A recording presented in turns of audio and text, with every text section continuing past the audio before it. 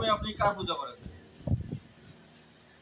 আপনি আছে এই আচমন যে করেছেন, করতেছেন না? ওম বিষ্ণু ওম বিষ্ণু ওম বিষ্ণু, না? তারপর আছে মন্ত্র যে ওম তদ বিষ্ণু পরমাপদম সদপশ্যন্তি সুরায়া দিদি বসস্যুর আততম। কার পূজা করতেছে? পরমেশ্বরের পূজা করতেছে না নাই? না? যখন আমরা হচ্ছে কোনো জায়গায় দরখাস্ত যখন লিখি না, যখন পৌরসভায় লিখি বা যে কোনো জায়গায়, আমরা যেহেতু পৌরবাসী, তাহলে পৌরসভায় যদি আমরা যদি দেখি তো মেয়র বরাবর আগে দরখাস্ত লিখতাম, না? লিখি না? তাহলে হচ্ছে লিখে হচ্ছে বরাবর পৌর মেয়র, নীলফামারী পৌরসভা, নীলফামারী, লিখি না? লেখার পরে তারপরে একটা লিখি মাধ্যম যথাযথ কর্তৃপক্ষ, যথাযথ কর্তৃপক্ষ লিখে তারপরে আমরা বিষয়টা লিখি যে আমাদের এলাকায় হচ্ছে পানি নিষ্কাশনের দুর্ব্যবস্থা চলতেছে, সেটা নিরসনের জন্য আবেদন করতে। তারপরে আপনারা লিখেছে মহাশয় বা মহাত্মান বা জনাব যে সুবিনয় বিনত নিবেদন এনেছে আমাদের এলাকার এই অবস্থা, ঠিক আছে?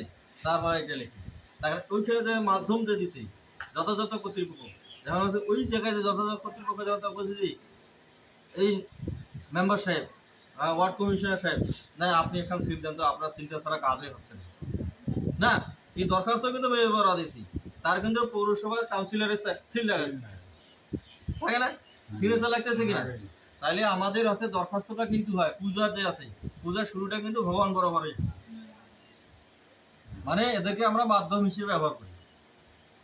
যদি আপনাকে বলা হয় যে আপনি আগুন নিয়ে আসেন, অগ্নি নিয়ে আসেন, অগ্নিটা আপনি কি এই দেখেন তুলা বা তেল বা দিয়াশালাই বা ইয়ে গ্যাস লাইট ছাড়া আপনি কি নিয়ে আসতে আমার কাছে এনে দিতে পারবেন?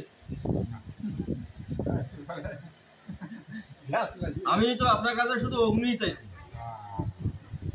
কি শুধু আগুন চেয়েছি না? তা আগুনের চাওয়ার জন্য আপনার কাছে আমি 10 লাখ এইটা আমার কেন দিচ্ছেন? আপনি আমার আগুন দিবেন না, আমাকে আপনি আগুন দিবেন, কি আমি আগুন চাই নাই, শুধু আপনি আমার আগুন দিবেন। তা আগুনের সাথে আপনার হচ্ছে ম্যাচের খাঁটি কেন দরকার? আমার হাতে তেল আর শুনতে কেন দরকার? মাধ্যম মাধ্যম আপনার লাগবেই, মাধ্যম ছাড়া হবে না।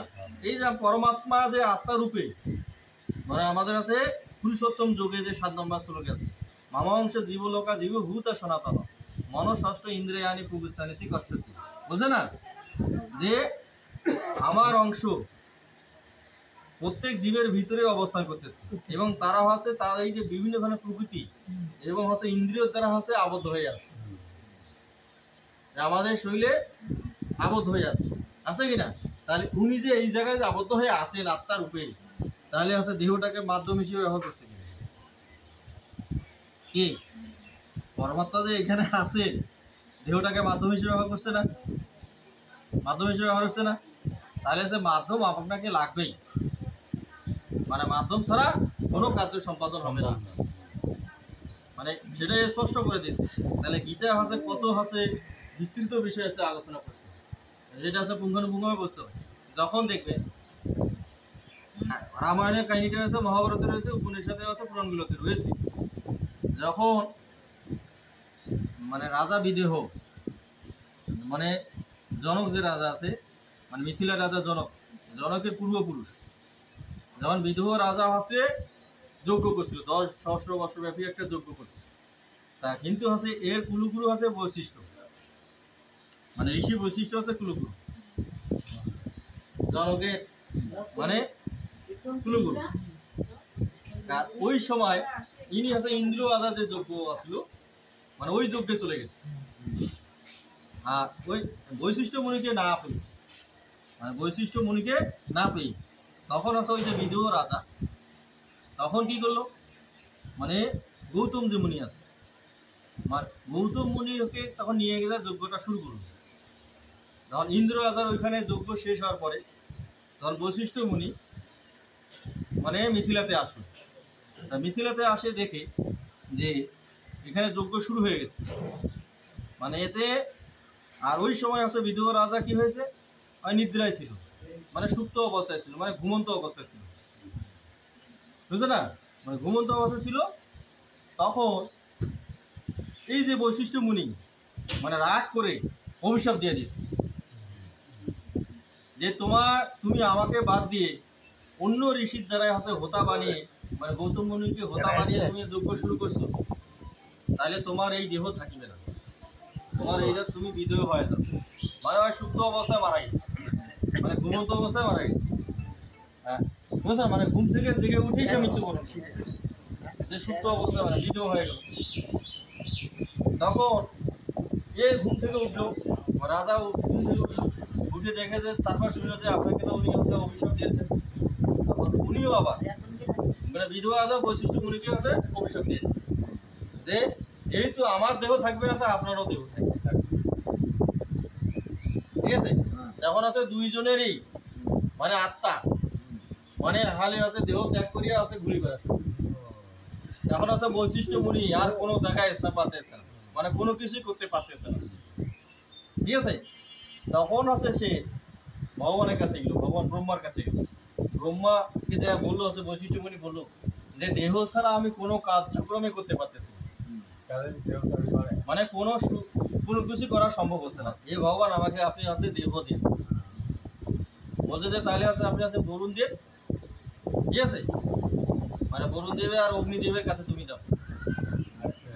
হ্যাঁ, তখন অগ্নি এবং বরুণের সহযোগিতায় তখন আছে বৈশিষ্ট্য মুনি আবার একটা দেবতা, তাহলে মাধ্যম ছাড়া কোনো কাজ হয় না, ঋষিরাও কোনো কাজ করতে পারে, মাধ্যম আছে লাগবেই, বুঝতে পারছেন না। আর বিপদ একটা মাথায় রাখে, মানে বিপদ হচ্ছে কাউকে রক্ষা করে, এই যে মাথায় রাখে, মানে বিপদ হচ্ছে কাউকে রক্ষা করে, মানে সবাইকে হচ্ছে বিতাড়িত করে, বুঝছে না। পৃথিবীতে এমন কোনো মহাপুরুষ নাই যে বিপদের সময় সে পালায় নাই, কি মানে আপনার উদাহরণস্বরূপ জব শুধু পালাইছে। তাহলে উদাহরণস্বরূপ যে ভগবান শ্রীকৃষ্ণ পরমেশ্বর, পরমেশ্বর না, পরমেশ্বর কিনা, তাহলে হচ্ছে উনি হচ্ছে মানে কালের মানে ইয়াতে মানে জরাসন্ধর ভয়ে, জরাসন্ধ মানে জরাসন্ধর ভয়ে কি করছে হয়, মানে মথুরা থেকে দ্বারকায় চলে গেছে, মানে রাজ্যটা সহ ট্রান্সফার করছে, মথুরা থেকে দ্বারকায় চলে গেছে, গেছে কিনা শ্রীকৃষ্ণ। তারপরে আমরা হচ্ছে এই অনুকূল ঠাকুরের কথা, দ্বারকা রাজা অনুকূল হচ্ছে পাবনা থাকেই দেওঘরে পালাইছে, মানে বিপদ হচ্ছে কাউকে আছে কিন্তু রক্ষা করে না।